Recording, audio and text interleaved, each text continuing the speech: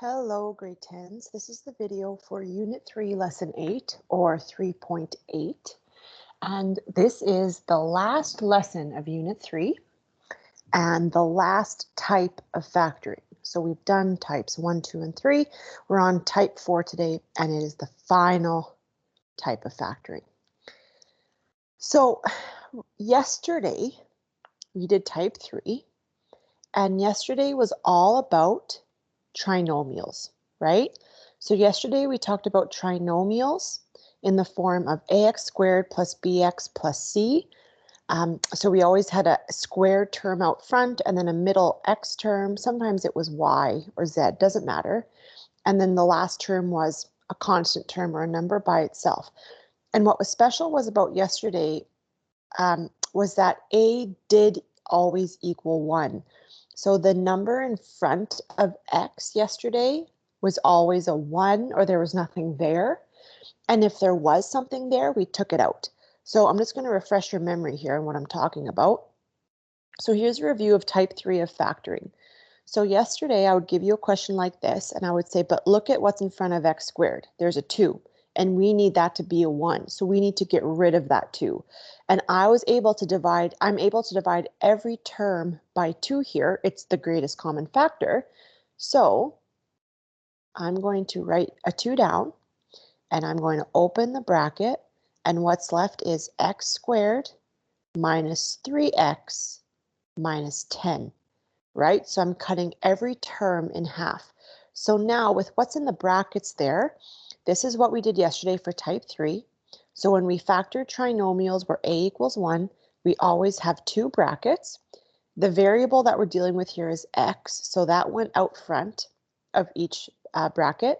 And now what we do is we think of two numbers that multiply to give us negative 10, and those same two numbers add or subtract to give us negative 3. So if we think of the ways to multiply for 10, we can go 1 times 10 or 2 times 5. Those are your only options. Now, out of those two options, which one could somehow give you a negative 3? Well, 2 and 5. Oh, sorry. I'm learning. Sorry. Let's undo that squiggle. 2 and 5 can give you 3. Right? So we know that the answer is going to be 2 and 5. So it doesn't matter where you put the 2, where you put the 5.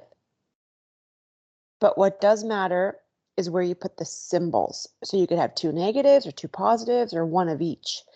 So if we want these two to multiply for a negative 10, we know I have to have 1 of each symbol because 2 positives would make a positive 10 and 2 negatives would make a positive 10. So we want 1 of each symbol.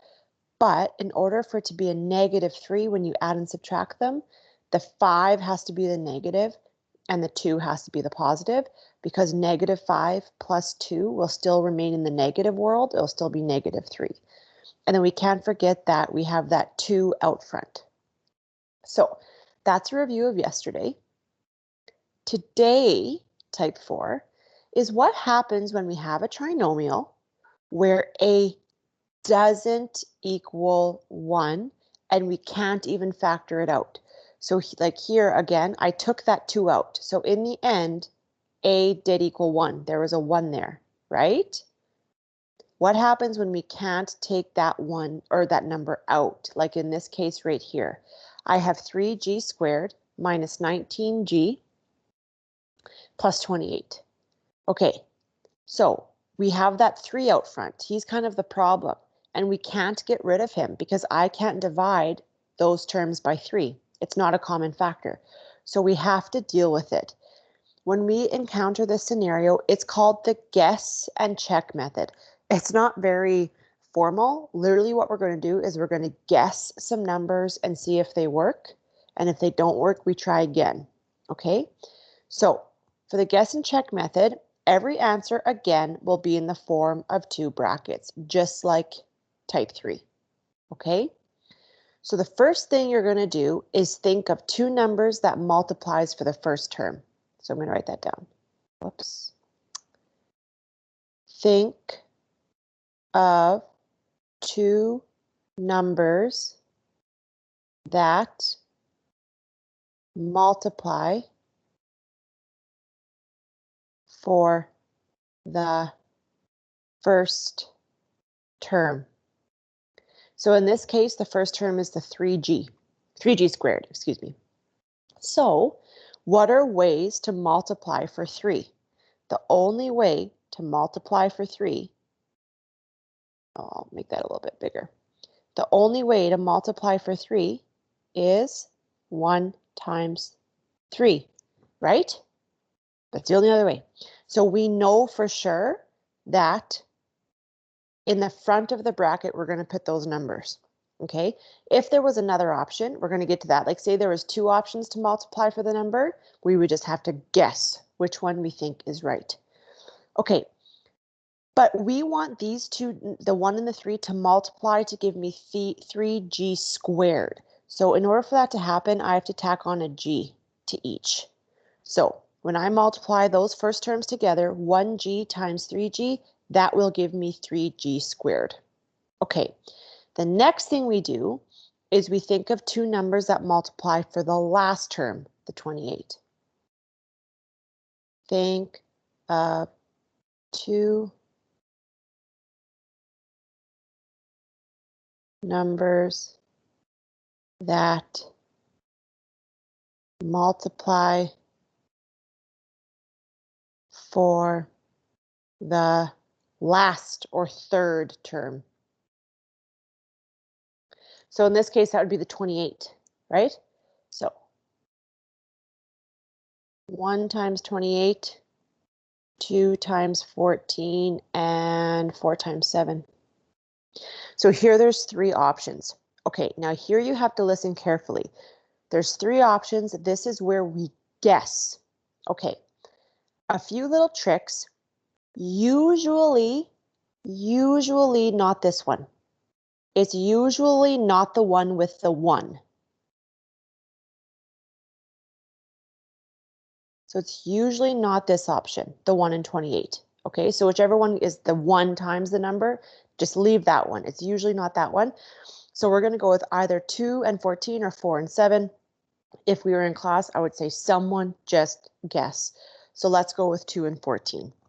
So if I go 2 and 14, you could go 2 and 14 like that. So we've put all of our numbers in. Again, we're just guessing. Now the checking happens. So to check if we're right, this is what we have to do. We know that the first terms, 1g times 3g gives me 3g squared, right? We know that the last 2 terms, 2 and 14, give me 28. We have to check that it works out that the middle becomes negative 19. Now, that negative 19 comes from us multiplying those 2 together, which gives us 6g, and then also comes from us multiplying the far ones together, which gives us 14.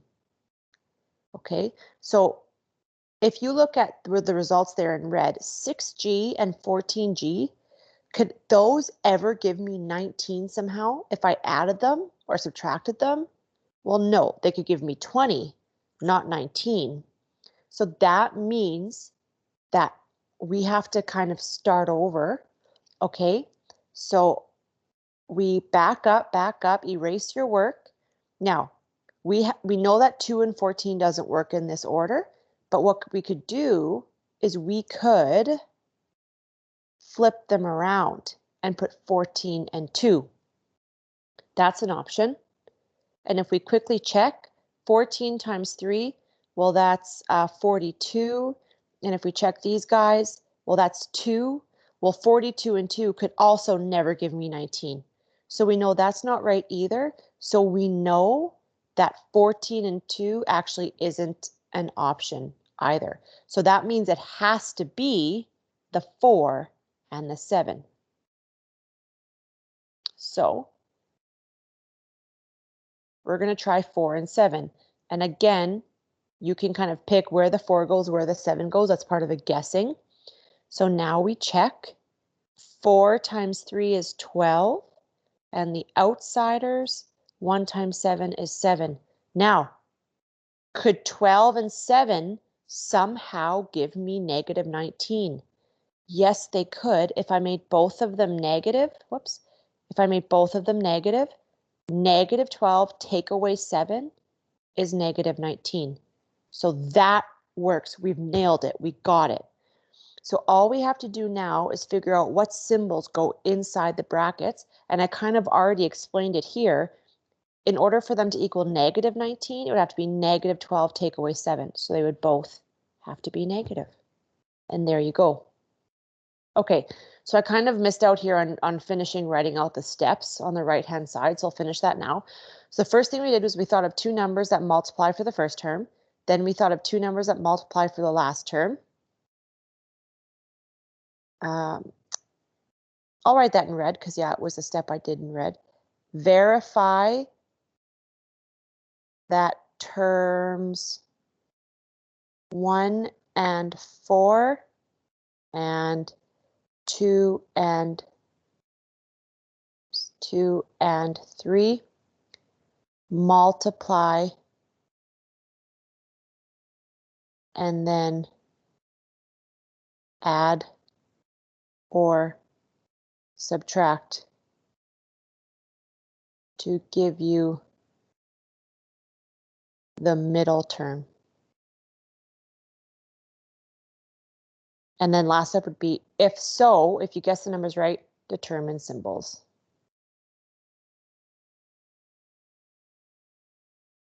Okay.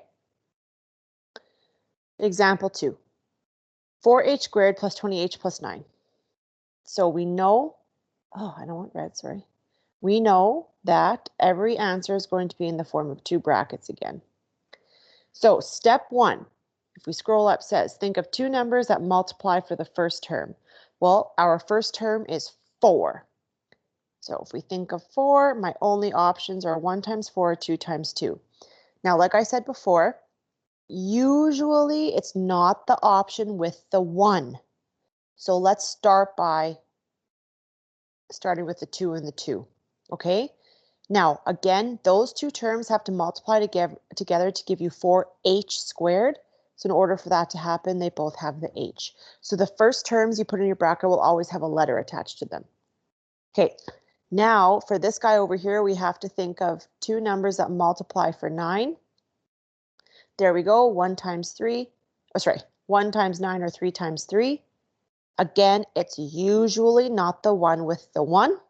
So let's try the 3. Whoops. 3, 3. So after we do that, step 3 says verify that terms 1 and 4. So terms 1 and 4 would be term 1 and term 4. Multiply for 6h. And then terms 2 and 3. And it doesn't matter what order you do them in. Okay. Also multiply for 6h. Could those ever give me the middle term 20h? No, 6 and 6 can never make 20, so we are wrong. And there's no other option. I mean, it was 3 and 3. If I flip 3 and 3 around, it's still 3 and 3. So I know 3 and 3 for sure is not the answer in this scenario. So I'm going to try the 1 and 9 now. Okay, so you take out the 3, you start over, and I'm going to try 1 and 9. So here's one option to put the 1 there and the 9 there. And even if I had flipped them around and put the 9 in the first bracket, the result would be the same because you're multiplying each of them by 2 anyway. Okay, so let's check. We multiply these two guys together for 2h. We multiply these guys together for 18h. Could 2h and 18h somehow give us 20h? Yes, they absolutely could. If you added 2 plus 18, you would get 20h. So they would both have to be positive in order to give you a 20h. So then they're both positive. Okay, let's do another one. 6k squared minus 11k minus 35. All right, so 6k, besides 1 and 6, because usually it's not that one, is the other option 2 and 3. Okay, so now we go to the 35. Ways to multiply for 35. 1 and 35. 2 doesn't work, 3 doesn't work, 4 doesn't work. 5 and 7, and that is it. So usually it's not the one with the 1. So I'm going to try 5 and 7. So at this point, you have the option to put the 5 and then the 7, or the 7 and the 5. I'll do 7, 5. Because we're just guessing anyway. So now I check. When I multiply those, it's 21K. And when I multiply those, it's 10K. Now, could 21 and 10 give us negative 11 somehow? Yes, if I had negative 21 and positive 10, those would give me negative 11K. So I've selected them right. Okay, so you have to pay attention here to your symbols because I need the negative 20 or the 21 to be negative and the 10 to be positive. So the way I get the 21 is by multiplying the 7 and the 3. So if I make this negative there, then that would become negative 7 times positive 3, and that gives me negative 21. And then I want the 10K to be positive. So 2 times positive 5 gives me positive 10. So that's how your symbols would look there. Okay, and last but not least, bracket, bracket, bracket, bracket. So my options to multiply for 6, just like the question above, would be 3 times 2. I'm going to try this one out first because usually it's not the option with 1 and 6. Then to multiply for 10, I won't do a T-chart. The only way to multiply for 10 are 1 and 10 or 5 and 2. So I'm going to try the 5 and 2 here. Now, you have to listen carefully. I'm trying out the 5 and 2. Usually I would say when you get to this point, you could put the 5 in either bracket or the 2 in either bracket. It's up to you. But in this case, you can't put the 2 here. Okay? And the reason being then, if you put the 2 there, there is a common factor in this bracket. The 2 that was already here and the 2 that you just put in have a common factor, it being 2, and you're never allowed to do that. So one bracket can't contain like something that has a factor in common. So then if I want to avoid that, I could put the 2 here instead because 2 and 3 don't have something in common, and put the 5 there. So little tricks like that or little pieces of info like that will kind of limit your choices. So you're not actually guessing that much, okay, because we've just eliminated a few options. So let's test this out. 2 times 2 is 4, 4m, and 3m times 5 is 15m. Could 4m and 15m somehow give me negative 7? Nope, if you add them, they're 19. If you minus them, it's 11. Can never give us 7. So let's back up. So that means, because I can't flip the 2 and the 5 around, I know for sure that the 2 and the 5 is not it. So, whoops. Our other option now, maybe it is the 1 and 10. Because sometimes it is. All right. So again, I can put the 1 and the 10 in the bracket. I can't put the 10 there either. Because if I put the 10 there, the 2 and the 10 have something in common. So I have to put the 1 there and the 10 there. Let's try it out. 20m and 3m. Uh-oh. Well, 20 and 3, those can't give me a 7 either. So that means I'm going to have to go back and try 6 and 1 at the beginning. Remember, we chose 3 and 2? But nothing's worked so far. So we got to go back to the very beginning and try the 6 and the 1. You guys are probably super mad at me right now, but this is just the way this rolls, okay? And the more practice you do, the better you will get, I promise. Okay. So instead of 3 and 2, I know that's not working. I'm going to try 1 and 6. All right. So now I'm back to using my options for 10. 2 and 5 or 1 and 10. Let's try 2 and 5. I cannot put the 2 with the 6 because 2 and 6 have something in common. So I have to put the 5 there and the 2 there. If you check, 2 times 6 is 12 or 12m, and then 1 times 5 is 5m. You guys, could we get 7 out of 12 and 5? We certainly could. It has to become -7 though. So in order for that to happen, I have to start with -12 and add 5. Okay, so in order for me to have a -12, I have to make this guy negative, so that it's -2 times 6. And then in order to get a +5, I have to make that guy positive. Oh, I have one more. I didn't think we had one more. Okay, what I would recommend right now is that you look very closely at this question before we even begin. 24m squared minus 50m plus 24. Each of those numbers has something in common. I could divide each of those guys by 2. Okay, so you always have to remove or divide the GCF if possible. That's like type 1, right? We always try to do type 1 if we can before we do anything else. So I divide out the 2, 12m squared minus 25m plus 12. So with my result, I still have a number in front of my m squared or my x squared, whatever it is. So this is still going to be guess and check method. So the only difference being I just have a 2 out front. All right, so your first goal is to think of 2 numbers that multiply for the first term, which is now a 12. Your options are 1 and 12, 2 and 6, or 3 and 4. Usually it's not the 1 and 12. Okay, sometimes it is, like the example we just did. But I'm going to start with 2m and 6m.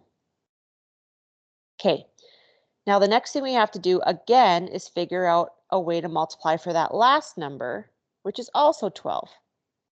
So here are your options.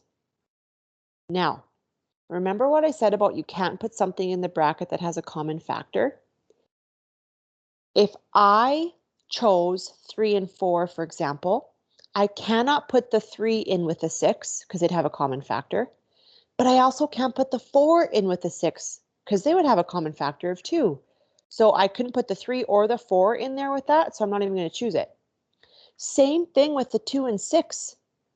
If I put the 2 in with the 6, they have a common factor. If I put the 6 in with the 6, it also has a common factor. I can't put either of those in the bracket. It's not going to be that one.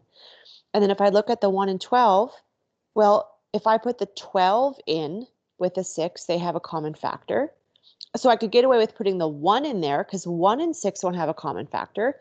But that would mean I'd have to put the 12 in with the 2, and 12 and 2 have a common factor.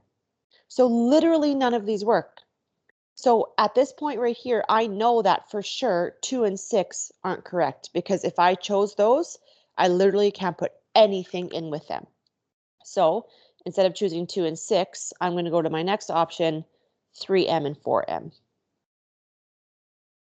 And now we start over with these options. So again, if I chose 3 and 4, I could only put the 3 there and the 4 there. Otherwise, if I flip them around, they'd have common factors. So if we test this out, I get 16m and 9m. Could 16 and 9 give me -25? Yes, they could if I subtracted them. So -16, take away 9 more is -25, so we found it. So we found it the first try here because we used those little tricks of kind of eliminating some options we know wouldn't work. If I want both of these guys to be negative, they're both going to be negative here. Okay? So take a breath. Everything's going to be okay. I only gave you 3 questions for homework. Do your best. Just guess and check and try to do those little tricks along the way. Like usually it's not the option with the 1. That eliminates quite a few options.